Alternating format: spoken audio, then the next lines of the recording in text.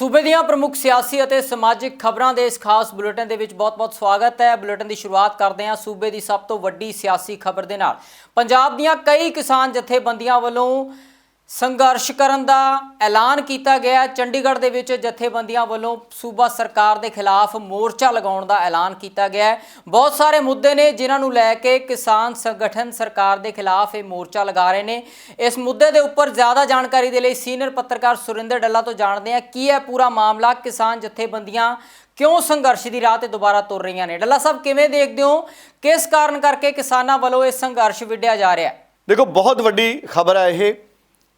वड्डी गिणती किसान जथेबंदियां अज भगवंत मान होना दी सरकार के खिलाफ मोर्चा खोल रही ने और पक्का मोर्चा दावा किया जा रहा कि पक्का मोर्चा असी भगवंत मान की सरकार के खिलाफ लाना है।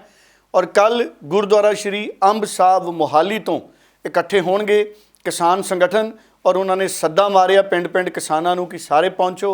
उत्थे लंगर छकण तो बाद चंडीगढ़ विच धरने वाली थां वाले पासे नूं रवाना होणगे किसान संगठन। ये देखने वाली गल रहूगी कि उन्होंने बैरीकेड लगा के रोकिया तो नहीं जाता, पर वख-वख जिहड़े किसान संगठन ने उन्होंने लीडरां दा यह कहना है कि असी 1 महीना पहला भगवंत मान होना दे नाल मुलाकात की सी और भगवंत मान होना ने भरोसा दवाया सी कि बहुत जल्द असी दूसरी मीटिंग बुलावांगे और तुहाडे मसले पहल के आधार पर हल करांगे। बहुत सारिया मंगां ने जिहड़ियां किसान मंग रहे ने कि मन्नो साडियां मंगां। मुख रूप वो कहते असी 10 जून तो झोना लाना चाहुंदे हां और सीधी बिजाई लई उन्होंने वड्डे मुआवजे की गल की है। जिहड़ा कणक का झाड़ कढ़िया है उहदे लई झाड़ घटण दे लई उन्होंने बोनस की भी मंग है तो मुआवजे की भी मंग है। सो इस तरह दी मंगां ने किसानी नूं लैके सूबा सरकार बिजली की सप्लाई यकीनी करे। बिजली की सप्लाई नूं लैके किसानां दीयां कई मंगां ने। पावरकॉम के चेयरमैन ते होर अधिकारियों के नाल भी किसानां दीयां मीटिंगां होईयां, लेकिन वो मीटिंगां सिरे नहीं चढ़ियां। इस गल के रोस वजों किसान इकट्ठे हो रहे हैं। उन्हों का कहना है कि महीना पहला मीटिंग की सी भगवंत मान नाल, पर दोबारा मीटिंग नहीं रखी गई। हुण भगवंत मान साहब का जिहड़ा रुख है इस मसले ते उन्हों दा जिहड़ा पक्ष है उहदा भी अज इंतजार रहूगा कि भगवंत मान इस मसले नूं किवें निबेड़दे ने। ते पंजाब दे विच कांग्रेस की स्थिति के उत्ते असमंजस लगातार बरकरार है। इस सारे दौर दे विच कांग्रेस के सीनियर आगू हरीश चौधरी का सुनील जाखड़ नूं लैके एक बयान आया। इस बयान दे विच उन्होंने सुनील जाखड़ बारे खास टिप्पणियां कीतियां ने। एक कौमी न्यूज़ चैनल नूं इंटरव्यू दी है उन्होंने। इस बारे सीनियर पत्रकार सुरिंदर डल्ला तो ज़्यादा जानकारी लेने हैं। डल्ला साहब किवें देखते हो इस इंटरव्यू नूं ते कांग्रेस की अंदरूनी स्थिति बारे की कहना चाहोगे? देखो, हरीश चौधरी उन्हों का जिहड़े पंजाब प्रदेश कांग्रेस कमेटी के प्रभारी है उन्हों का एक वड्डा बयान सुनील जाखड़ उन्हों के उत्ते आया है। एक कौमी टैलीविजन चैनल के पत्रकार के नाल गलबात कर रहे सन हरीश चौधरी, और हरीश चौधरी ने कहा कि चोणां तो पहला सुनील जाखड़ साहब की जिहड़ी बयानबाजी सी किते ना किते उहदा पार्टी नूं नुकसान होया। वो ये भी दसदे रहे कि सुनील जाखड़ उन्हां नूं पार्टी ने कई बारी अहुदे भी दिते ने और उन्होंने चोणां भी लड़ाइयां ने। सो कुल मिला के हरीश चौधरी सुनील जाखड़ उन्हां दे कांग्रेस छड्डण तो किसी भी तरह असंतुष्ट या हैरान नज़र नहीं आए, बल्कि उन्होंने ये कहा कि जिहड़ी कार्रवाई उन्होंने खिलाफ की गई है अनुशासनी कार्रवाई किते ना किते पार्टी के संविधान दे विच वो जरूरी सी। दूजे पासे एक पक्ष होर भी है कि हरीश चौधरी इन्हां दे उपर तां जिहड़े साबका प्रधान ने शमशेर सिंह दूलों उन्होंने भी वड्डे इल्ज़ाम लाए सी। हरीश चौधरी बारे एक MP ने भी पोस्ट पाई सी। सो हरीश चौधरी ते भी कई लीडर इल्ज़ाम लाउंदे रहे ने कि टिकटां दी वंड है जिहड़ी वो मैरिट के आधार पर नहीं की गई। कांग्रेस ने जिहड़ियां टिकटां वंडियां ने वो उस तरह नहीं वंडियां जिहड़ियां टिकटां जिवें वंडियां जाणियां चाहीदियां सी। इत्थों तक कि नवजोत सिंह सिद्धू नूं भी प्रधानगी नहीं करन दित्ती गई। बहुत सारे लीडर ये भी गल्लां करदे ने, पर कांग्रेस चिंतन शिविर दे विच बहुत सारे मसलिਆਂ ते विचार करती है। तो हुण सवाल एक भी खड़ा होया आम लोगों के विच कि ना तो चरणजीत चन्नी उन्हां नूं चिंतन शिविर च बुलाया गया, जे बुलाया गया सी तो फिर चरणजीत चन्नी क्यों नहीं गए ये वखरा विषय है, पर अगर बुलाया गया हुंदा तो कांग्रेस पार्टी वालों दस दिता जाना सी। सो बहुत सारे लोग कहते हैं ना सिद्धू नूं बुलाया गया, ना चरणजीत चन्नी नूं बुलाया गया, ना सुनील जाखड़ उन्हां नूं बुलाया गया, जबकि यही लोग पार्टी के चेहरे सी। किते ये डर तो नहीं सी कांग्रेस की हाई कमांड नूं कि देश भर चों लीडर आने ने चिंतन शिविर दे विच, जे किते चन्नी साहब सिद्धू साहब जाखड़ साहब ने कांग्रेस की हाई कमांड दीयां कमियां उजागर करतियां, या नवजोत सिंह सिद्धू ने कैप्टन अमरिंदर सिंह की पिछली सरकार वेले दियां ਮਾਫੀਆ ਦੇ ਖਿਲਾਫ ਜਿਹੜੀਆਂ ਕਮੀਆਂ ਨੇ, ਜਿਹੜਾ ਮਾਫੀਆ ਨਹੀਂ ਕੰਟਰੋਲ ਕਰ ਸਕੀ ਕਾਂਗਰਸ, ਜਾਂ ਕਾਂਗਰਸ ਦੇ ਕਈ ਲੀਡਰਾਂ ਤੇ ਜਿਹੜੇ ਇਲਜ਼ਾਮ ਲੱਗੇ ਨੇ, ਕਿਤੇ ਉਹਨਾਂ ਦਾ ਖੁਲਾਸਾ ਨਾ ਕਰਦੇ ਨਵਜੋਤ ਸਿੰਘ ਸਿੱਧੂ ਜਾਂ ਸੁਨੀਲ ਜਾਖੜ, ਕਿਸੇ ਇਸ ਡਰ ਤੋਂ ਇਹਨਾਂ ਨੂੰ ਚਿੰਤਨ ਸ਼ਿਵਰ 'ਚ ਨਾ ਬੁਲਾਇਆ ਗਿਆ ਹੋਵੇ। ਇਹ ਵੀ ਚਰਚਾਵਾਂ ਨੇ ਜਿਹੜੀਆਂ ਲੋਕਾਂ ਦੇ ਵਿੱਚ ਨੇ। ਪਰ ਕੁੱਲ ਮਿਲਾ ਕੇ ਕਾਂਗਰਸ ਦੇ ਵਿੱਚ ਨਵੇਂ ਸੂਬੇ 'ਚ ਪ੍ਰਧਾਨ ਵੀ ਆ ਗਏ ਨੇ, ਰਾਜਾ ਵੜਿੰਗ, ਪਰ ਕਾਂਗਰਸ ਦੀਆਂ ਦਿੱਕਤਾਂ ਘਟਦੀਆਂ ਨਜ਼ਰ ਨਹੀਂ ਆ ਰਹੀਆਂ। ਕਾਂਗਰਸ ਦੇ ਬਹੁਤ ਸਾਰੇ ਲੀਡਰ ਨੇ ਜਿਹੜੇ ਉਹ ਵੱਖਰੇ ਸੁਰ 'ਤੇ ਚੱਲ ਰਹੇ ਨੇ। ਹੁਣ ਪਾਰਟੀ ਨੂੰ ਮੈਨੂੰ ਲੱਗਦਾ ਹੈ ਕਿ ਪੰਜਾਬ ਨੂੰ ਲੈ ਕੇ ਵੀ ਕਿਤੇ ਨਾ ਕਿਤੇ ਚਿੰਤਨ ਮੰਥਨ ਕਰਨ ਦੀ ਜ਼ਰੂਰਤ ਹੈ, ਤਾਂ ਕਿ ਕਾਂਗਰਸ ਦਾ ਜਿਹੜਾ ਆਪਸੀ ਜਿਹੜਾ ਮਤਭੇਦ ਦਾ ਦੌਰ ਹੈ ਉਹ ਖਤਮ ਹੋਵੇ। ਚੰਡੀਗੜ੍ਹ ਵਿਖੇ ਸੀਐਮ ਭਗਵੰਤ ਮਾਨ ਵੱਲੋਂ ਅੱਜ ਜਨਤਾ ਦਰਬਾਰ ਲਗਾਇਆ ਗਿਆ, ਜਿੱਥੇ ਵੱਡੀ ਗਿਣਤੀ ਦੇ ਵਿੱਚ ਲੋਕਾਂ ਨੇ ਪਹੁੰਚ ਕੇ ਸੀਐਮ ਭਗਵੰਤ ਮਾਨ ਦੇ ਨਾਲ ਆਪਣੀਆਂ ਮੁਸ਼ਕਲਾਂ ਸਾਂਝੀਆਂ ਕੀਤੀਆਂ ਅਤੇ ਮੁਸ਼ਕਲਾਂ ਦੇ ਹੱਲ ਦੀ ਅਪੀਲ ਵੀ ਕੀਤੀ ਹੈ। ਸੀਐਮ ਮਾਨ ਨਾਲ ਮੁਲਾਕਾਤ ਤੋਂ ਬਾਅਦ ਕੁਝ ਲੋਕਾਂ ਵੱਲੋਂ ਭਰੋਸਾ ਪ੍ਰਗਟ ਕੀਤਾ ਗਿਆ ਹੈ ਕਿ ਉਹਨਾਂ ਦੀਆਂ ਮੁਸ਼ਕਲਾਂ ਦਾ ਹੱਲ ਜ਼ਰੂਰ ਹੋਵੇਗਾ, ਜਦਕਿ ਕੁਝ ਲੋਕ ਅਜਿਹੇ ਵੀ ਸਨ ਜਿਨ੍ਹਾਂ ਨੂੰ ਮੁਲਾਕਾਤ ਦਾ ਸਮਾਂ ਨਹੀਂ ਦਿੱਤਾ ਗਿਆ ਅਤੇ ਉਹ ਸੀਐਮ ਨੂੰ ਮਿਲੇ ਬਿਨਾਂ ਹੀ ਵਾਪਸ ਪਰਤ ਗਏ। ਔਰ ਸਾਨੂੰ ਆਸ ਹੈ ਕਿ ਸਾਨੂੰ ਇਨਸਾਫ ਮਿਲੂਗਾ, ਔਰ ਉਹਨਾਂ ਨੇ ਪੂਰਾ ਭਰੋਸਾ ਦਿਵਾਇਆ ਕਿ 1-2 ਦਿਨਾਂ ਦੇ ਵਿੱਚ ਤੁਹਾਡੀ ਜਿਹੜਾ ਮਸਲਾ ਉਹ ਹੱਲ ਹੋ ਜਾਏਗਾ। ਤੁਸੀਂ ਸੰਤੁਸ਼ਟ ਹੋ ਮਾਨ ਸਰਕਾਰ ਨੂੰ ਮਿਲ ਕੇ? ਲੱਗਦਾ ਸਮੱਸਿਆ ਫੁੱਲੀ ਸੈਟੀਸਫਾਈਡ ਔਰ ਇੰਜ ਲੱਗ ਰਿਹਾ ਸੀ ਕਿ ਜਿਵੇਂ ਮੈਂ ਆਪਣੇ ਬੇਟੇ ਨਾਲ ਬੈਠੀ ਅੱਗੇ ਗੱਲ ਕਰ ਰਹੀ ਹਾਂ। ਇੰਨੀਆਂ ਸਰਕਾਰਾਂ ਆਈਆਂ, ਕਿਸੇ ਨੇ ਸਾਡੀ ਬਾਤ ਨਹੀਂ ਪੁੱਛੀ, ਕਿਸੇ ਨੇ ਬਲਕਿ ਤੰਗ ਹੀ ਕੀਤਾ, ਲੇਕਿਨ ਅੱਜ ਬਹੁਤ ਹੀ ਵਧੀਆ ਲੱਗਿਆ ਬੇਟਾ। ਬਦਲਾਵ ਦਾ ਰੁਖ ਦੇਖਣ ਨੂੰ ਮਿਲ ਰਿਹਾ ਪੰਜਾਬ 'ਚ। ਬਿਲਕੁਲ ਜੀ, ਇਨਕਲਾਬ ਜ਼ਿੰਦਾਬਾਦ ਹੋਈ ਪਈ ਹੈ। ਬਿਲਕੁਲ ਬਹੁਤ ਵਧੀਆ ਬੇਟਾ, ਕਾਮਯਾਬ ਹੋਊਗਾ ਸਾਰਾ ਕੁਝ। ਇਸੇ ਤਰ੍ਹਾਂ ਲੋਕਾਂ ਦੀਆਂ ਤਕਲੀਫਾਂ ਸੁਣਨਗੇ ਔਰ ਉਹਨਾਂ ਦਾ ਪਾਰ ਉਤਾਰਾ ਹੋਊਗਾ ਤਾਂ ਮੈਂ ਕਹਿੰਦੀ ਹਾਂ ਪੰਜਾਬ ਇੱਕ ਸੱਚੀ ਰੰਗਲਾ ਪੰਜਾਬ ਬਣ ਜਾਊਗਾ। ਬਹੁਤ ਵਧੀਆ। ਤੇ ਉਮੀਦ ਹੈ ਵੀ ਇਹ ਜੇ ਇਸ ਤਰ੍ਹਾਂ ਕੰਮ ਕਰਦੇ ਰਹੇ ਤਾਂ 5-7 ਸਾਲ 'ਚ ਕੋਈ ਸੁਧਾਰ ਹੋ ਸਕਦਾ। ਹੁਣ ਮਾਨ ਸਾਹਿਬ ਨੇ ਕੀ ਤੁਹਾਨੂੰ ਤਸੱਲੀ ਕੀ ਦਿੱਤੀ? ਮੈਨੂੰ ਤਸੱਲੀ ਇਹ ਦਿੱਤੀ ਹੈ ਕਿ ਮੈਂ ਖੁਦ ਵੀ ਕੁਝ ਨਹੀਂ ਮੰਗਿਆ। ਮੈਂ ਕਿਹਾ ਮੇਰੇ 32,000 ਜਾਂਦਾ ਜਾਣ ਦਿਓ, ਪਰ ਉਹਨਾਂ ਬੰਦਿਆਂ ਤੋਂ ਆਰਾਮ ਨਾਲ ਬੋਲਿਆ ਕਰੋ ਯਾਰ, ਦੇ ਖਿਲਾਫ ਕੇਸ ਰਜਿਸਟਰ ਹੋਣਾ ਚਾਹੀਦਾ ਹੈਗਾ ਤੇ ਪਬਲਿਕ ਇੰਟਰਸਟ 'ਚ ਹੋਣਾ ਚਾਹੀਦਾ ਹੈ, ਕਿਉਂਕਿ ਬਹੁਤ ਸਾਰੇ ਲੋਕ ਨੇ ਲੁੱਟੇ ਜਾ ਰਹੇ ਨੇ। ਮੈਂ ਇਕੱਲਾ ਨਹੀਂ ਲੁੱਟਿਆ ਗਿਆ, ਮੇਰੇ ਨਾਲ ਹੋਰ ਵੀ 3-4 ਹੈਗੇ ਸੰਗਰੂਰ ਦੇ, ਤੇ ਪਰ ਉਹਨਾਂ ਨੇ ਮੈਨੂੰ ਬਹੁਤ ਤਸੱਲੀ ਦਿਵਾਈ ਹੈ ਤੇ ਮੈਂ ਫੁੱਲੀ ਸੈਟੀਸਫਾਈਡ ਹਾਂ। ਉਧਰ ਐਸਸੀ ਕਮਿਸ਼ਨ ਦੇ ਚੇਅਰਮੈਨ ਵਿਜੇ ਸਾਪਲਾ ਮੀਡੀਆ ਦੇ ਰੂਬਰੂ ਹੋਏ। ਇਸ ਮੌਕੇ ਮੀਡੀਆ ਨਾਲ ਗੱਲਬਾਤ ਕਰਦਿਆਂ ਵਿਜੇ ਸਾਪਲਾ ਨੇ ਸੂਬਾ ਸਰਕਾਰ ਦੇ ਉੱਪਰ ਤਿੱਖੇ ਸਿਆਸੀ ਇਲਜ਼ਾਮ ਲਗਾਏ ਨੇ। ਵਿਜੇ ਸਾਪਲਾ ਨੇ ਕਿਹਾ ਹੈ ਕਿ ਐਸਸੀ ਭਾਈਚਾਰੇ ਦੀਆਂ ਮੁਸ਼ਕਲਾਂ ਦੇ ਵਿੱਚ ਵਾਧਾ ਹੋਇਆ ਹੈ। ਉਹਨਾਂ ਇਸ ਮੌਕੇ ਆਮ ਆਦਮੀ ਪਾਰਟੀ ਦੀ ਸਰਕਾਰ ਦੇ ਵਿੱਚ ਕਾਨੂੰਨ ਵਿਵਸਥਾ ਨੂੰ ਲੈ ਕੇ ਵੀ ਵੱਡੇ ਸਵਾਲ ਖੜੇ ਕੀਤੇ ਨੇ। ਪਰ ਜਿਹੜੀਆਂ ਅਲਾਟਮੈਂਟਾਂ ਹੁੰਦੀਆਂ ਔਰ ਉਹ ਅਲਾਟਮੈਂਟਸ ਐਸਸੀ ਕੋਟੇ ਨੂੰ ਹੋਈਆਂ ਉਹ ਵੀ ਮੰਦਭਾਗੀ ਹੈ। ਔਰ ਜਿੱਥੇ ਤੱਕ ਅਸੀਂ ਕਹੀਏ ਕਿ ਲਾਅ ਐਂਡ ਆਰਡਰ ਦੇ ਵਿੱਚ ਸਭ ਤੋਂ ਜ਼ਿਆਦਾ ਅਗਰ ਕਿਤੇ ਇਸ ਵੇਲੇ ਦੁਖੀ ਹੋਇਆ ਉਹ ਵੀ ਐਸਸੀ ਹੈ। ਔਰ ਮੈਂ ਤਾਂ ਜਦੋਂ ਦਾ ਆਇਆ ਉਦੋਂ ਮੇਰੇ ਬਣਨ ਤੋਂ ਪਹਿਲਾਂ ਵੀ ਤੁਸੀਂ ਦੇਖਿਆ ਮਾਨਸੇ ਦੀ ਬੜੀ ਵੱਡੀ ਘਟਨਾ ਆ ਗਈ, ਔਰ ਜਿਹੜੀ ਆ ਹੁਣ ਡੀਐਸਪੀ ਦਾ ਵੀ ਇੱਕ ਕੇਸ ਆਇਆ ਸਾਡੇ ਕੋਲ, ਔਰ ਮੁਲਾਜ਼ਮਾਂ ਦੇ ਤਾਂ ਬਹੁਤ ਸਾਰੇ ਟੀਚਰਸ ਐਸੋਸੀਏਸ਼ਨ ਵੀ ਮੈਨੂੰ ਕੱਲ੍ਹ ਮਿਲੀਆਂ ਕਿ ਜਿਨ੍ਹਾਂ ਦਾ ਇਹ ਹੋਇਆ ਕਿ ਬਈ ਸਾਨੂੰ ਇਗਨੋਰ ਕਰਕੇ ਸਾਡੇ ਜਿਹੜੇ ਜੂਨੀਅਰ ਆ ਉਹਨਾਂ ਨੂੰ ਸਾਡੇ ਸਿਰ ਦੇ ਉੱਤੇ ਬਿਠਾਇਆ ਜਾ ਰਿਹਾ, ਔਰ ਭਾਵ ਕਿ ਕਿਤੇ ਨਾ ਕਿਤੇ ਡਿਸਕ੍ਰਿਮੀਨੇਸ਼ਨ ਜਿਹੜੀ ਆ, ਅਤਿਆਚਾਰ ਜਿਹੜੀ ਉਹ ਭੇਦਭਾਵ ਆ ਉਹ ਜ਼ਿਆਦਾ ਵਧਿਆ, ਘਟਿਆ ਨਹੀਂ। ਕਿਉਂਕਿ ਟੀਚਰ ਦੇ ਵਿੱਚ ਬਹੁਤ ਵੱਡਾ ਜਿਹੜਾ ਮੇਜਰ ਰੋਲ ਜਿਹੜਾ ਉਹ ਅਨੁਸੂਚਿਤ ਜਾਤੀ ਦੇ ਲੋਕਾਂ ਦਾ ਵੀ ਹੈ। ਸੋ ਇਹ ਚਿੰਤਾ ਦੇ ਵਿਸ਼ੇ ਵੀ ਨੇ। ਮੈਂ ਕਿਤੇ ਰਾਜਨੀਤਿਕ ਨਜ਼ਰੀਏ ਨਾਲ ਨਹੀਂ ਗੱਲ ਕਰ ਰਿਹਾ, ਪਰ ਮਨਸ਼ਾ ਉਦੋਂ ਕਲੀਅਰ ਹੋ ਜਾਂਦੀ ਹੈ ਕਿ ਜਦੋਂ ਐਸਸੀ ਦਾ ਵਰਗ ਦਾ ਲੋਕ ਜਾ ਕੇ ਪੁਲਿਸ ਸਟੇਸ਼ਨਾਂ 'ਚ ਬੈਠਾ ਹੈ ਤੇ ਪੁਲਿਸ ਕੰਪਲੇਂਟ ਨਹੀਂ ਹੁੰਦੀ, ਔਰ ਪੁਲਿਸ ਕੰਪਲੇਂਟ ਕਰਾਉਣ ਦੇ ਲਈ ਵੀ ਛੋਟੇ ਕੇਸਾਂ ਦੇ ਲਈ ਵੀ ਐਸਸੀ ਕਮਿਸ਼ਨ ਵਿੱਚ ਦਖਲਅੰਦਾਜ਼ੀ ਹੋਵੇ ਤਾਂ ਉੱਥੇ ਦੱਸੋ ਕਿ ਮਨਸ਼ਾ ਕਿੱਥੇ ਕਲੀਅਰ ਹੋ ਜਾਂਦੀ ਹੈ। ਇਸ ਕਰਕੇ ਕਿਤੇ ਮਨਸ਼ਾ ਉਸ ਵੇਲੇ ਤੱਕ ਅਸੀਂ ਕਲੀਅਰ ਨਹੀਂ ਮੰਨ ਸਕਦੇ ਜਿੰਨਾ ਚਿਰ ਉਹ ਸਮੁਦਾਇ ਜਿਹੜਾ ਜਿਹਦੇ ਲਈ ਅਸੀਂ ਨੇਤਰਤਵ ਕਰ ਰਹੇ ਹਾਂ ਉਹ ਕਿਤੇ ਨਾ ਕਿਤੇ ਇਹ ਕਹੇ ਕਿ ਸਾਡੀ ਜਿਹੜੀ ਅਸੀਂ ਸੁਣਵਾਈ ਹੋਈ। ਪਰ ਅੱਜ ਤਾਂ ਉਹ ਲੋਕੀ ਹਾਹਾਕਾਰ ਜ਼ਿਆਦਾ ਮਜ਼ਾ ਆ ਰਿਹਾ। ਮੈਂ ਇਕੱਲਾ ਐਸੀਆਂ ਦੀ ਗੱਲ ਹੀ ਕਿਉਂ ਕਰਾਂ, ਸਾਰੇ ਹੀ ਦੇਖ ਰਹੇ। ਤੁਸੀਂ ਅੱਜ ਬਿਜਲੀ ਦੇ ਪੱਖੋਂ ਦੇਖ ਲਓ, ਬਾਕੀਆਂ ਪੱਖੋਂ ਦੇਖ ਲਓ, ਸਾਰੇ ਹੀ ਹਾਹਾਕਾਰ ਹੈਗੀ ਆ। ਪਰ ਮੇਰਾ ਕਿਉਂਕਿ ਨਜ਼ਰੀਆ ਜਿਹੜਾ ਦੇਖਣ ਦਾ ਨਜ਼ਰੀਆ ਐਸਸੀ ਕਮਿਸ਼ਨ ਦੇ ਬਤੌਰ ਐਸਸੀ ਵਰਗ ਨੂੰ ਦੇਖਣ ਦਾ, ਪਰ ਉੱਥੇ ਵੀ ਜਿਹੜਾ ਬਹੁਤ ਵੱਡਾ ਜਿਹੜਾ ਸਾਨੂੰ ਜਿਹੜਾ ਵਿਤਕਰਾ ਜਿਹੜਾ ਉਹ ਪਹਿਲਾਂ ਨਾਲੋਂ ਵੱਧ ਹੀ ਦਿਖਿਆ, ਘੱਟ ਨਹੀਂ। ਸ਼੍ਰੋਮਣੀ ਅਕਾਲੀ ਦਲ ਦੇ ਪ੍ਰਧਾਨ ਸੁਖਬੀਰ ਸਿੰਘ ਬਾਦਲ ਜਲਾਲਾਬਾਦ ਦੇ ਪਿੰਡਾਂ ਦੇ ਦੌਰੇ ਤੇ ਨੇ। ਇਸ ਮੌਕੇ ਮੀਡੀਆ ਨਾਲ ਗੱਲਬਾਤ ਕਰਦਿਆਂ ਸੁਖਬੀਰ ਸਿੰਘ ਬਾਦਲ ਨੇ ਨਸ਼ਿਆਂ ਦੇ ਮੁੱਦੇ ਨੂੰ ਲੈ ਕੇ ਸੂਬਾ ਸਰਕਾਰ ਤੇ ਤਿੱਖੇ ਸਿਆਸੀ ਇਲਜ਼ਾਮ ਲਗਾਏ ਨੇ। ਉਹਨਾਂ ਕਿਹਾ ਕਿ ਵੋਟਾਂ ਤੋਂ ਪਹਿਲਾਂ ਆਮ ਆਦਮੀ ਪਾਰਟੀ ਨੇ ਪੰਜਾਬੀਆਂ ਨਾਲ ਜੋ ਵਾਅਦੇ ਕੀਤੇ ਸਨ ਉਹ ਵਾਅਦੇ ਪੂਰੇ ਨਹੀਂ ਹੋਏ। ਕੇਜਰੀਵਾਲ ਸਾਹਿਬ ਤੇ ਭਗਵੰਤ ਮਾਨ ਜੀ ਨੇ ਇਲੈਕਸ਼ਨ ਦੇ ਦੌਰਾਨ ਬਹੁਤ ਜ਼ਿਆਦਾ ਝੂਠੇ ਵਾਅਦੇ ਕੀਤੇ ਤੇ ਇਹ ਜਿਹੇ ਬਿਆਨ ਦਿੱਤੇ ਜਿਹਦੇ ਨਾਲ ਲੋਕਾਂ ਨੂੰ ਵੋਟ ਪਾਉਣ ਤੇ ਮਜਬੂਰ ਉਹਨਾਂ ਨੂੰ ਕਰ ਦਿੱਤਾ।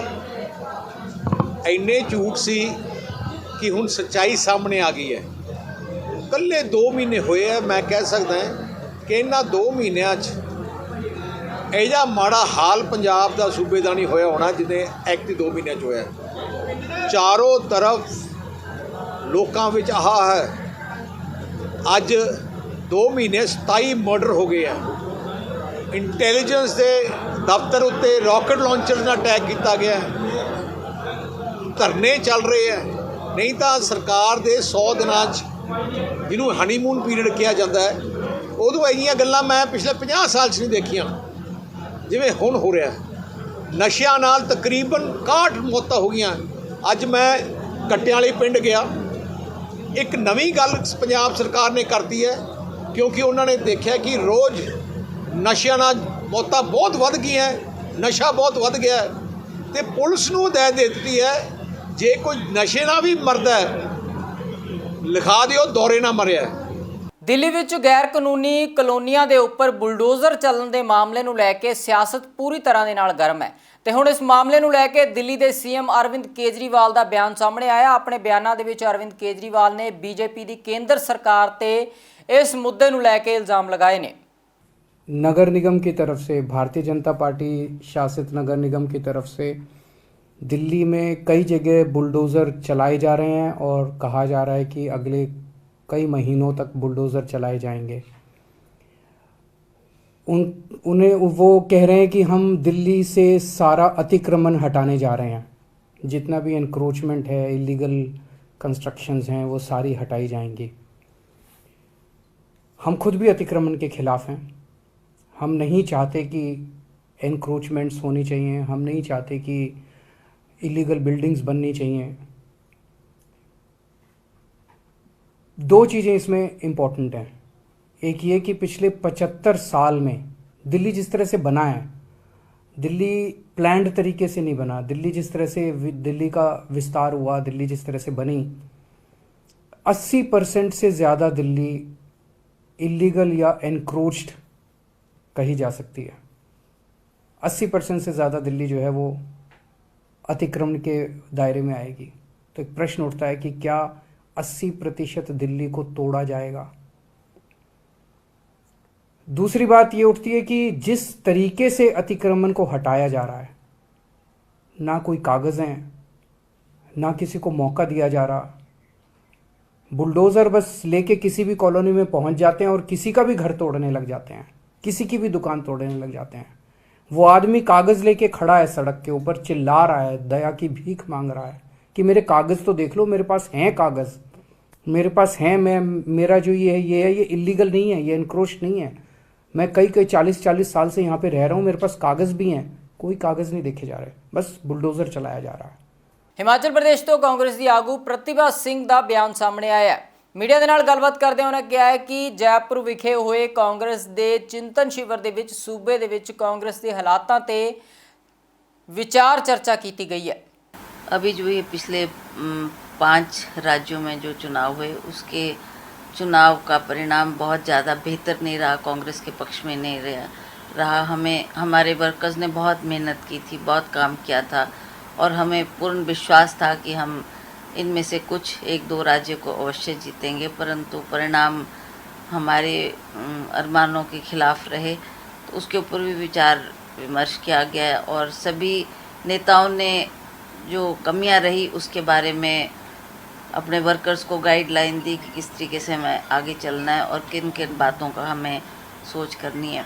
जहाँ तक हिमाचल प्रदेश की बात है, आप सब जानते हैं कि इस साल हमारे गुजरात में भी और हिमाचल प्रदेश में चुनाव होने जा रहे हैं तो हमें अपने शीर्ष नेताओं का, खास करके श्रीमती सोनिया गांधी जी का और सभी जो हमारे वरिष्ठ नेता हैं उनकी गाइडलाइन उन्होंने हमारे को दी है और कहा है कि हम जल्दी से जल्दी फील्ड में निकलें, क्योंकि समय चुनाव के लिए बहुत कम समय रह गया है।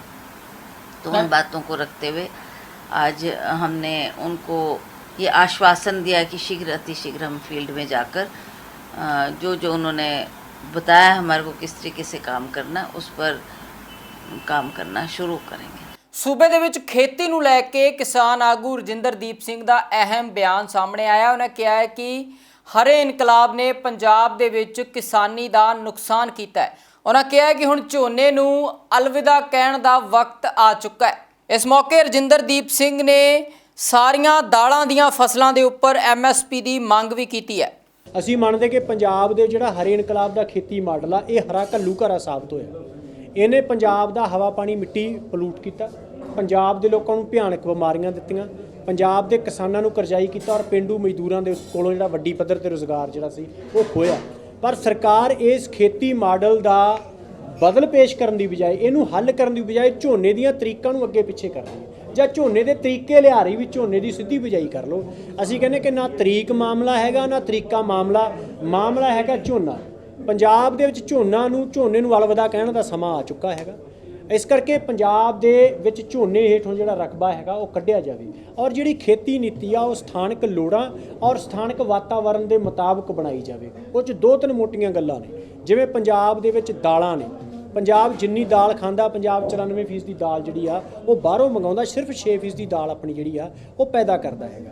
ਜੇ ਪੰਜਾਬ ਦੇ ਵਿੱਚ ਹਾੜੀ ਸੌਣੀ ਦੀਆਂ ਸਾਰੀਆਂ ਦਾਲਾਂ ਦੀਆਂ ਸਰਕਾਰ ਨੇ ਜਿਹੜਾ ਦਾਲਾਂ ਦੇ MSP ਦਾ ਐਲਾਨ ਕੀਤਾ ਉਹਨੂੰ ਅਸੀਂ ਚੰਗਾ ਕਹਿੰਦੇ ਆ, ਪਰ ਹਾੜੀ ਸੌਣੀ ਦੀਆਂ ਸਾਰੀਆਂ ਦਾਲਾਂ ਦਾ ਜਿਹੜਾ MSP ਮਿਲੇ ਤੇ ਪੰਜਾਬ ਦੇ ਵਿੱਚ ਲੱਖਾਂ ਹੈਕਟੇਅਰ ਜ਼ਮੀਨ ਜਿਹੜੀ ਆ ਦਾਲ ਹੇਠ ਆ ਸਕਦੀ ਆ ਔਰ ਉਹ ਸਾਰੀ ਜ਼ਮੀਨ ਜਿਹੜੀ ਝੋਨੇ ਹੇਠੋਂ ਨਿਕਲ ਸਕਦੀ ਹੈ। ਦਾਲਾਂ ਜਿੱਥੇ ਜ਼ਮੀਨ ਨੂੰ ਤਾਕਤ ਦੇਣਗੀਆਂ ਉੱਥੇ ਹੀ ਸਾਡੀ ਜਿਹੜੀ ਖੁਰਾਕ ਵੀ ਹੈਗੀ ਆ ਉਹਨੂੰ ਵੀ ਜਿਹੜੀਆਂ ਪੂਰਾ ਕਰਨਗੀਆਂ। ਸਾਨੂੰ ਦਾਲ ਜਿਹੜੀ ਬਾਹਰੋਂ ਆ ਉਹ ਨਹੀਂ ਖਰੀਦਣੀ ਪਊਗੀ।